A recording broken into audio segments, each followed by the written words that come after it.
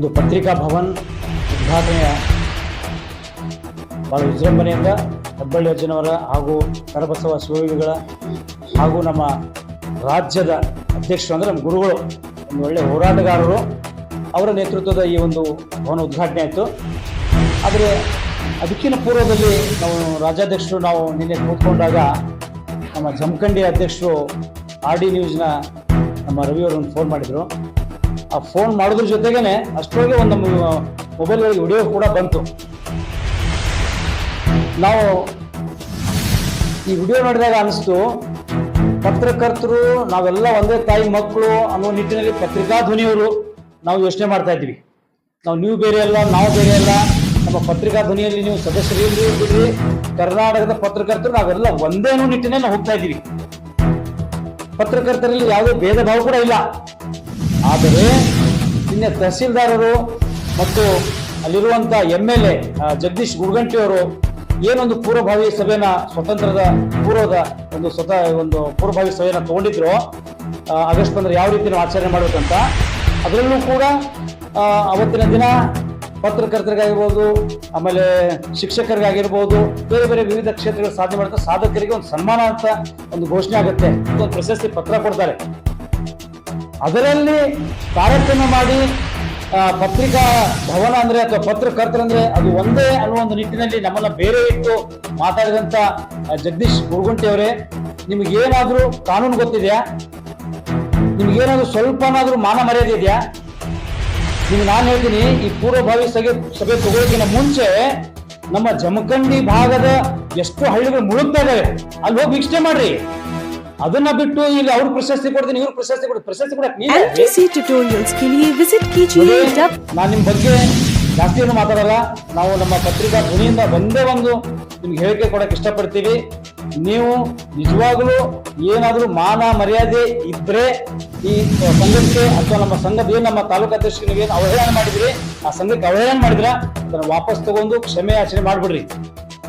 ನೀವು ಕ್ಷಮೆ ಯಾಚಿಸಲಿಲ್ಲ ಅಂದ್ರೆ ಇವತ್ತಿಂದ ಫಸ್ಟ್ ನಮ್ಮ ಏನು ಪತ್ರಿಕಾ ಒಂದು ಉದ್ಘಾಟನೆ ಆಗಿದೆ, ಹೋರಾಟ ನಿಮ್ಮಿಂದ ಪ್ರಾರಂಭ, ನೀವೇ ಚಾಲನೆ ಕೊಟ್ಟಾಗತ್ತೆ. ಯಾಕಂದ್ರೆ ಬೀಸೋ ಧ್ವನಿನ ನೀವು ಉಳಿಸ್ಕೊಂಡ್ರೆ 1000 ವರ್ಷ ಆಯುಷಂತೆ. ನೀವು ಸ್ಟಾರ್ಟಿಂಗಲ್ಲೇ ನಮಗೆ ನೀವೇ ಸಿಕ್ಬಿಟ್ಟಿದ್ದೀರಾ, ಬಟ್ ಅದನ್ನ ಉಳಿಸ್ಕೊಳ್ರಿ. ಯಾಕಂದ್ರೆ ಈಗಾಗಲೇ ನಮ್ಮ ರಾಜ್ಯಾಧ್ಯಕ್ಷರ ಜೊತೆ ಮತ್ತು ನಮ್ಮ ರಾಜ್ಯದ ಎಲ್ಲ ಪದಾಧಿಕಾರಿಗಳು ಮತ್ತು ರಾಜ್ಯದ ಎಲ್ಲ ಜಿಲ್ಲೆಯ ಅಧ್ಯಕ್ಷರು ಈಗಾಗಲೇ ಒಂದು ಮೀಟಿಂಗ್ ಅನ್ನ ನಾವು ತಗೊಂಡು ಫೋನಿನ ಮುಖಾಂತರ ಎಲ್ಲ ಮಾತಾಡಿದೀವಿ. ಆಗಸ್ಟ್ 15 ಒಂದೇನು ನಮ್ಮ ರಾಜ್ಯಾಧ್ಯಕ್ಷರು ಒಂದು ಟೈಮ್ ಗೈಡ್ಲೈನ್ ಕೊಟ್ಟಿದ್ದಾರೆ, ಅಲ್ಲಿವರೆಗೂ ನಿಮ್ಗೆ ಒಂದು ಟೈಮ್ ಇದೆ. ಇದನ್ನ ಯಾಕಂದ್ರೆ ಈ ಹಿಂದೆ ನೀವು ನಡಹಳ್ಳಿಯವ್ರ ಬಗ್ಗೆ ಕೇಳಿ, ನಡಹಳ್ಳಿಯವ್ರದ್ದು ನೀವು ನೋಡಿರ್ಬೋದು ಈ ವಿಷಯವಾಗಿ, ಅಥವಾ ಅವ್ರಿಗೊಂದು ಸ್ವಲ್ಪ ಕೇಳ್ರಿ, ನಿಮ್ಗೆ ಗೊತ್ತಾಗತ್ತೆ. ಆಮೇಲೆ ಯಾವುದೇ ಒಂದು ವಿಷಯವನ್ನು ಮಾತಾಡುವಾಗ ಪರಿಪೂರ್ಣವಾಗಿ ಜ್ಞಾನ ಇರಬೇಕು.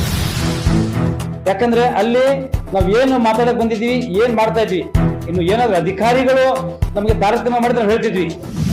ನೀವು ಒಂದು ತಾಲೂಕಿನ ಒಂದು ಮತಕ್ಷೇತ್ರದ ಒಂದು ತಂದೆ ಜಾಗದಾಗ ನಿಂತ್ಕೊಂಡು ಎಲ್ಲರೂ ಸಮಾನರಾಗಿ ನೋಡ್ಬೇಕು. ನೀವೇ ಭೇದ ಭಾವ ಮಾಡಿ ದಾಯಗಳನ್ನ ನೀವು ಹುಟ್ಟು ಹಾಕ್ತಾ ಇದ್ದೀರಾ. ಅದಕ್ಕೆ ಈಗ ಈ ಒಂದು ಏನು ಪತ್ರಿಕಾ ಒಂದು ಗೋಷ್ಠಿನ ನಾವು ಕರೆದಿದ್ದೀವಿ, ಈ ಪತ್ರಿಕಾ ಗೋಷ್ಠಿ ಮುಖಾಂತರ ನಿಮಗೆ ಎಚ್ಚರಿಕೆ ನೀಡ್ತಾ ಇದ್ದೀವಿ. ನೀವು ಎಚ್ಚೆತ್ಕೊಂಡು ಏನಾದ್ರೂ ಕ್ಷಮೆ ಯಾಚನೆ ಮಾಡಿರ್ತಂದ್ರೆ ಕ್ಷಮೆ ಕೇಳಿದ್ರೆ ಇಲ್ಲ ಅಂದ್ರೆ ಇಲ್ಲೇ ಇವತ್ತಿಂದ ಹೋರಾಟ ಪ್ರಾರಂಭ. ಎಚ್ಚರವಾಗಿದೆ. ಭೇದ ಭಾವ ಮಾಡ್ತಾನೆ ನಮ್ಮಲ್ಲಿ ಒಗ್ಗಟ್ಟು ಮುರಿಯುವುದಕ್ಕೆ ಏನೆಲ್ಲ ಸಾಧ್ಯನೋ ಆ ನಿಟ್ಟಿನಲ್ಲಿ ಬಹಳಷ್ಟು ಘಟನೆಗಳು ನಾವು ಈ ಹಿಂದೆ ನೋಡ್ತಾನೆ ಇದ್ದೀವಿ. ಕಳೆದ ಒಂದು ವರ್ಷದ ಹಿಂದೆ AS ನಡಹಳ್ಳಿಯವರು ಮುದ್ದೇಬೇಳದಲ್ಲಿ ಇದೇ ಪರಿಸ್ಥಿತಿ ಆಯಿತು. ಬೇರೆ ಸಂಘಟನೆಯಲ್ಲಿ ಇದ್ದಂತ ಕನ್ನಡಪ್ರಭ ವರದಿಗಾರಿಗಾದಾಗ ಯಾವ ಸಂಘಟನೆಯವರು ಬೆಳೆಯುತ್ತಿಲ್ಲ. ಇಡೀ ರಾಜ್ಯಾದ್ಯಂತ ದೊಡ್ಡ ಮಟ್ಟದಾಗಿ ಧ್ವನಿ ಮೊಳಗಿಸಿ ಆ ಶಾಸಕರು ವಿರುದ್ಧ ಹೋರಾಟ ನಡೆದಂತ ಸಂದರ್ಭದಲ್ಲಿ AS ನಡಹಳ್ಳಿಯವರು ಕ್ಷಮಾಪಣೆ ಕೇಳಿದರೂ ಸಹ ಈ ಒಂದು ಘಟನೆ ಇಡೀ ರಾಜ್ಯಾದ್ಯಂತ ಪ್ರತಿಭಟಿಸಿ ಮುಂದಿನ ಅವರು ಚುನಾವಣೆಗೆ ಸೋಲು ಕಾಣುವಂತ ಪರಿಸ್ಥಿತಿ ಒಂದು ನಿರ್ಮಾಣ ಆಯಿತು. ಇವತ್ತೇನು ಶಾಸಕರು ಇವತ್ತು ದುಡ್ಡಿನ ಮದ ಅಧಿಕಾರ ಮತದಿಂದ ಇವತ್ತು ಮಾತಾಡ್ತಾ ಇರ್ಬೋದು, ದಯಮಾಡಿ ಅದನ್ನೆಲ್ಲ ಬಿಟ್ಟು ಇವತ್ತು ನಮ್ಮ ತಾಲೂಕು ಅಧ್ಯಕ್ಷರು ರವಿ ದೊಡ್ಡಮನೆಯವರು ನನ್ನ ಗಮನಕ್ಕೆ ಬಂದಂಗೆ ನಿನ್ನೆ ದಿನ ಶಾಸಕರಾದಂಥ ಜಗದೀಶ್ ಗುಡಗಂಟಿ ಅವರು ನಮ್ಮ ಪದಾಧಿಕಾರಿಗಳ ಮಧ್ಯೆ ಏನ್ ಜಟಾಪಟಿ ನಡೀತು, ಏನ್ ಕೆಲವು ವಿಚಾರ ಆಯ್ತು ಆ ವಿಡಿಯೋದಲ್ಲಿ ನಾನು ನೋಡಿದಂಗೆ, ಜೊತೆಗೆ ಇವತ್ತು ಸಂಕ್ಷಿಪ್ತ ವರದಿ ಜಮಖಂಡಿಂದ ಬಂದು ಇವತ್ತು ಬಾಗಲಕೋಟೆಗೆ ವರದಿ ನೀಡಿದಂತ ರವಿ ದೊಡ್ಡಮನೆಯವರ ವರದಿ ಅನ್ವಯ ನಾನು ಹೇಳಕ್ಕೆ ಇಷ್ಟಪಡ್ತಾ ಇದ್ದೇನೆ.